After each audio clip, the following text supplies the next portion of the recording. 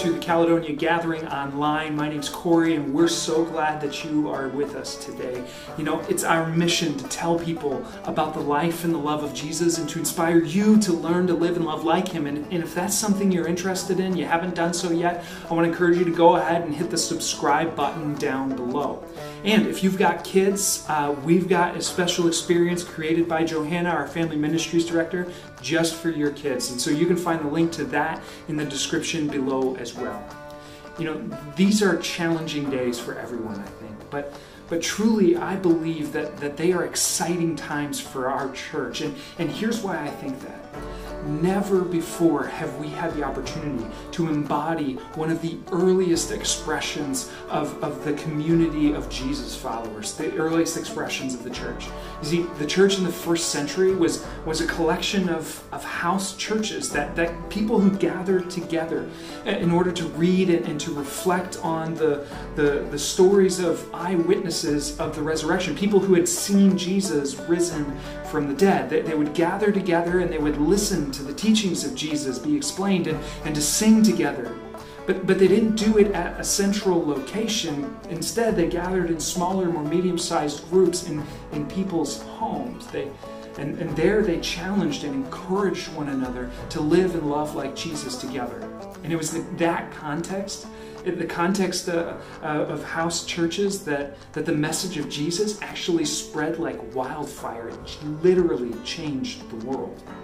And in some ways, even though they were living in a cultural moment that was growing increasingly hostile to their presence, they decided to shed the unnecessary trappings of temple worship. They shed those unnecessary parts and instead they spread the good news of a God who loved this world so much that He was willing to become human and give His life for it.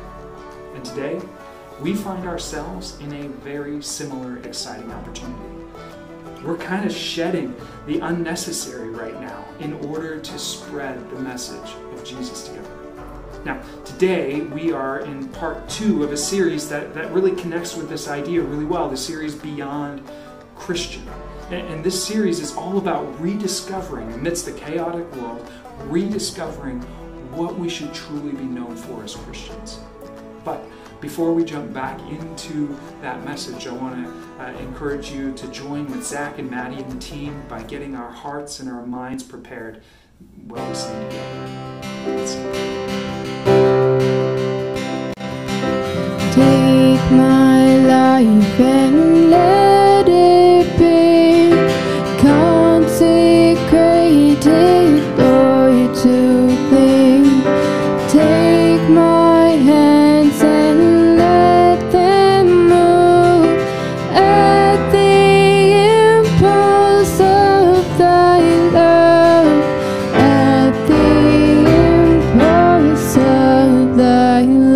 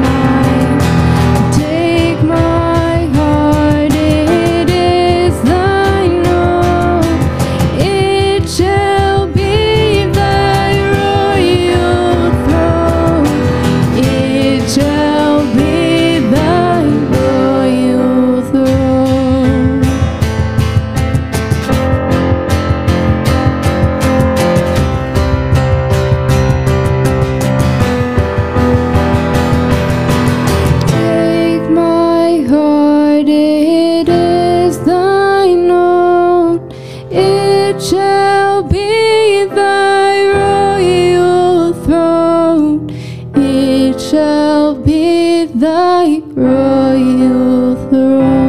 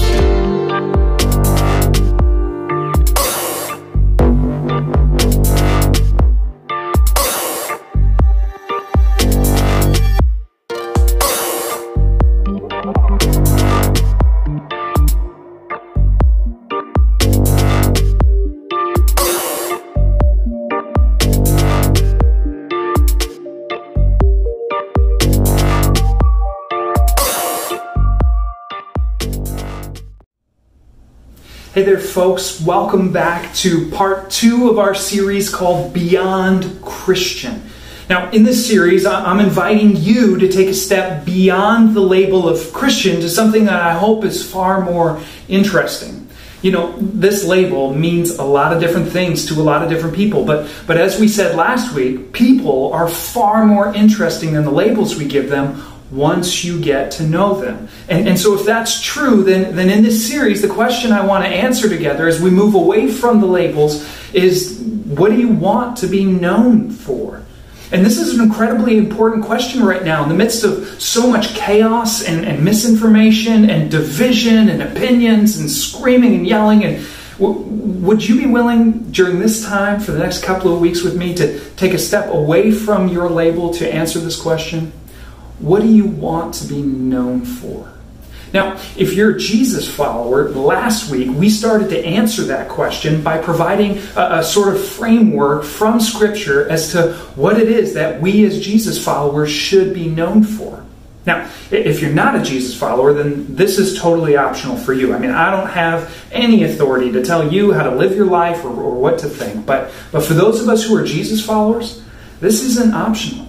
We should be known as people who do justice, love mercy, and walk humbly. Now, just to recap you, the scriptural definition for doing justice is to treat people as though they were your own flesh and blood, regardless of race or religion or socioeconomic status. In other words, if you wouldn't treat your wife that way, don't treat a poor widow that way. If you wouldn't treat your father that way, don't treat a foreigner that way. If you wouldn't treat we need to treat people as though they were our people, even if they're not our people. That's the baseline of what we should be known for. That's what it means to do justice. Now, the second thing is to love mercy, and that really means to go above and beyond the baseline. It's to seek out those who are in need and then meet those needs. To go above and beyond for the poor, the needy, and the oppressed. And lastly, to walk humbly is to do these things, justice and mercy, without an air of self-righteous pride. Because you know that that's not how God treated you. Jesus treated us as though we were his own flesh and blood. And he saw us in our needy state and came to give us, gave his life for us. And he did it all humbly. Now, today, we're going to take that framework of justice, mercy, and humility, and we're going to start applying it to the 4 areas of life in which Jesus followers are called to be famous. Areas that really we should be positively known for. And the first one today is going to be caring for the poor. Now, for many people, perhaps for you, this label, Christian, it carries with it a prescription of religious rituals and activities that you do regularly. To be a Christian perhaps means for you that you go to church on Sundays and you have somebody pray over you, or you pray for other people, or you give money to a church organization and you sit in rows weekly and you listen to somebody like me teach you about the Bible. None of which, by the way, are necessarily bad things in and of themselves. But if this is what it means for you to be a Christian, then I'm going to guess that more than likely you've kind of been struggling over the last couple of months, haven't you? Especially because we don't hardly do any of those things anymore in a particular location on a regular day of the week. We don't gather in a building to sing songs as a large group. We don't sit in rows and listen to somebody like me teach the Bible. We don't maintain a bunch of those religious rituals anymore. Again, not that they're necessarily bad in and of themselves, but what we're going to find out today is it's possible that they actually may not be the best measuring stick for our faith. Now, maybe I can explain what I mean. One of the mistakes that I make regularly, I often make, is when especially when it comes to my walk with God, is that I think that God cares more about me maintaining my rituals than actually transforming my relationships. Let me say that again, and I wager a guess that some of you are thinking, you know what, I kind of feel that way too. I think that way sometimes as well. That we mistakenly believe that God cares more about us maintaining our rituals than transforming our lives and relationships. In other words, God cares more about your church attendance, your tithing numbers, your personal devotions, and prayers prayed than He does about my relationship to my wife or my son or my neighbor or the needy who live in my neighborhood. And here's how I know this is happening for me. When life's not going well, I get annoyed with God. Especially if I've been maintaining my religious rituals. I kind of think, geez, God, I've been fasting, I've been praying, I've been reading, I've been attending, I've been tithing, I've been doing my devotions, listening to sermons, singing Christian music in the car, and yet you still haven't done X for me. You still haven't, I don't know, fill in the blank. You haven't answered that prayer. Where are you at, God? You see, the trouble is, I often think that we maintain our rituals actually to manipulate God. We maintain our religious rituals to manipulate God into doing what we want Him to do. Because we think that God cares more about our rituals than anything else. But what we're going to find out today is that those rituals are actually meant to transform our relational responsibilities. Not to get God to do what we think God should do right now in this moment. Now, to show you what I mean, we're going to start today by jumping into Isaiah 58. Now, Isaiah was a prophet in Israel around the exact same time as Micah, actually, the prophet that we learned from last week. And Isaiah is doing a similar thing to Micah. He's calling out the leadership on every level in Israel and the general population. And he's telling them to come back to God and God's instructions for how to be a human being. And this is what he says in chapter 58. He says, "Shout it aloud. Do not hold back. Raise your voice like a trumpet. Declare to my people their rebellion and to the descendants of Jacob their sins." That's God speaking through the prophet Isaiah. "And for day after day they seek me out. They seem eager to know my ways, as if they were a nation that does what is right and has not forsaken the commands of its God. They ask me for just decisions and seem eager for God to come near to them. Why have we fasted, they say, and you have not seen it? Why have we humbled ourselves, and you have not noticed?" You see, here's what Isaiah is calling the people out for. They're making that common religious mistake that so many of us make, maintaining a ritual in order to manipulate God. In this particular case, the people were complaining that they were fasting. They're going without food for extended periods of time in order to get something from God. And God says, well, it seems like you're interested in knowing me and hearing from me. It seems like you're interested in seeking me out. You're maintaining the rituals. You're praying the prayers. You're fasting the food. You're going to church. You're singing the songs. But then you complain because I don't give you what you want. Which really shows me that you're not actually interested in knowing me and seeking me and walking with me. You just want me to do stuff for you. You only maintain in order to manipulate. And how do I know? Well, because you ignore the purpose of the rituals in the first place. Let's keep reading. "Yet on the day of your fasting, you do as you please. You exploit all of your workers." In other words, you mistreat the less fortunate in a way that hurts them economically. Verse 4, your fasting ends in quarreling and strife and striking each other with wicked fists. You cannot fast as you do today and expect your voice to be heard on high. Is this the kind of fast I've chosen? Only a day for people to humble themselves? Is it only for bowing one's head like a reed and for lying in sackcloth and ashes? Is that what you call a fast, a day acceptable to the Lord?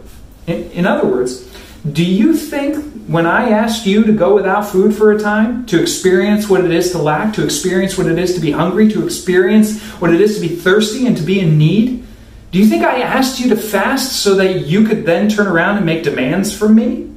No. Fasting should heighten your awareness to your own need for one day and then bring you closer to the experience of those who are in need every day.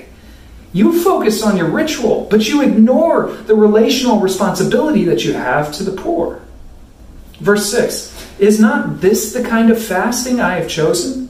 To loose the chains of injustice and untie the cords of the yoke, to set the oppressed free and break every yoke? Is it not to share your food with the hungry and to provide the poor wanderer with shelter? When you see the naked, to clothe them and not to turn them away from your own flesh and blood? Then your light will break forth like the dawn, and your healing will quickly appear. Then your righteousness will go before you, and the glory of the Lord will be your rear guard. Then you will call, and the Lord will answer. You will cry for help, and He will say, here I am. If you do away with the yoke of oppression, with the pointing finger and malicious talk, and if you spend yourself on behalf of the hungry, if you spend yourself on behalf of the hungry and satisfy the needs of the oppressed, then your light will rise in the darkness, and your night will become like noonday. In other words, God cares far more about your religious rituals when they lead you to fulfill your relational responsibility to the poor, the needy, the oppressed, the foreigner, the refugee. Verse 11, the Lord will guide you always. He will satisfy your needs in a sun-scorched land and will strengthen your frame. You will be like a well-watered garden, like a spring whose waters never fail. Your people will rebuild the ancient ruins and will raise up the age-old foundations. You will be called repairer of broken walls, restorer of streets and dwellings. If you keep your feet from breaking the Sabbath and from doing as you please on my holy day, if you call the Sabbath a delight and the Lord's holy day honorable, and if you honor it by not going your own way and doing as you please or speaking idle words, then you will find your joy in the Lord. And I will cause you to ride in triumph on the heights of the land and to feast on the inheritance of your father Jacob, for the mouth of the Lord has spoken. In other words, you'll experience my joy and my strength and my delight and satisfaction when your faithfulness to religious rituals leads you to fulfill your relational responsibility to those in need. Now, if that's not enough for you, Jesus intensified this sentiment near the end of his earthly ministry when he said to his disciples that the final judgment would be like a shepherd who separated the sheep from the goats. And the deciding factor between those who are sheep and those who are goats, get this, it's not church attendance. It's not prayer. It's not religious ritual at all. But look at what Jesus says. When the Son of Man comes in his glory, he's talking about himself, and all the angels with him, he will sit on his glorious throne, and all the nations will be gathered before him, and he will separate the people one from another, as a shepherd separates the sheep from the goats. He will put the sheep on his right and the goats on his left. Then the king will say to those on his right, come, you who are blessed by my Father, take your inheritance, the kingdom prepared for you since the creation of the world. For I was hungry and you gave me something to eat. I was thirsty and you gave me something to drink. I was a stranger and you invited me in. I needed clothes and you clothed me. I was sick and you looked after me. I was in prison and you came to visit me. And then the righteous, they'll answer him, Lord, when did we see you hungry and feed you, or thirsty and give you a drink? When did we see you as a stranger and invite you in, or needing clothes and clothe you? When did we see you sick or in prison and go to visit you? I don't remember any of that. And the king will reply, truly I tell you, whatever you did for one of the least of these, my brothers, you did it for me. And then he will say to those on his left, depart from me, you who are cursed, cursed into the eternal fire prepared for the devil and his angels. For I was hungry, and you gave me nothing to eat. I was thirsty, and you gave me nothing to drink. I was a stranger, and you didn't invite me in. I needed clothes, and you did not clothe me. I was sick and in prison, and you did not look after me. And they'll also answer, Lord, when did we see you hungry, or thirsty, or a stranger, or needing clothes, or sick, or in prison, and did not help you? And he will reply, truly I tell you, whatever you did not do for one of the least of these, you did not do it for me. Then they will go away to eternal punishment, but the righteous will go away to eternal life. Here's the takeaway. Jesus says, plain and simple, if you ignore those in need, you ignore me. The telltale sign of your faith in me is not your faithfulness to religious rituals. It's your fulfillment of your relational responsibility to those in need. This is core to what it means to be a Jesus follower. In fact, he says it's going to be one of the ways that he tells the difference between who is a follower and who isn't. And really, this shouldn't be any surprise to us. I mean, this is exactly how Jesus lived his life, right? He spelled it out at the beginning of his ministry. His first public sermon, he said, the Spirit of the Lord is on me because he has anointed me to proclaim good news to the poor. He has sent me to proclaim freedom for the prisoner and recovery of sight for the blind, to set the oppressed free. And then essentially that's what he spent the rest of his earthly ministry doing. He talked about a kingdom in which everyone would have what they needed. A place where everything would be as it's supposed to be. And the only entrance exam to get in was grace. Jesus regularly spat in the face of rote religious rituals for ritual's sake. Or worse, in order to manipulate God. And instead, he talked about a relationship with God that transforms our earthly responsibilities. And then in the ultimate fulfillment of what it looks like to spend yourself on behalf of those in need, he prayed for the forgiveness of the very people who were nailing him to the cross. He gave his life for the sin of all of humankind. For all the times that you and I have ignored the needs of others and selfishly just lived our lives in lavish comfort. For all the times that we justify having so much while so many in the world suffer with nothing. For all the times that we've tried to maintain our rituals in order to manipulate a righteous God. All of that sin. And it's not sin, by the way, because God's grossed out by it. It's sin because it separates us from the God who loves us and the people we're called to love. And I mean, just pause for a minute and think about that. That separation is evident all over the place right now, and it's killing us. That's why the Bible says that the result of sin is death. But the heart of the Christian faith is that Jesus died that death for us.